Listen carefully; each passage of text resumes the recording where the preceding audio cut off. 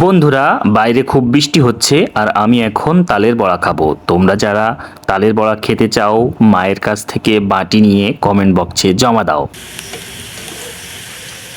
কি সুন্দর দেখতে লাগছে গো গিন্নি। গিন্নি আমার প্রতিদিন কত মজার মজার খাবার তৈরি করে দেয়। লোভ যে আর সামলাতে পারছি না। বড়াগুলো কিন্তু খুব সফট হয়েছে, আমি একটা নিয়ে খেয়েই ফেললাম। ময়দা অথবা চাউলের গুঁড়া, সাথে চিনি, তাল এবং নারকেল, এগুলোর মিশ্রণে তৈরি করা যায় এমন সুন্দর তালের বড়া। পিঠাপ্রেমী বাঙালির বাড়িতে সারা বছরই চলে পিঠা উৎসব। আর ছোট বড় সকলের কাছেই তালের বড়া বা তালের পিঠা খুবই লোভনীয় একটি খাবার।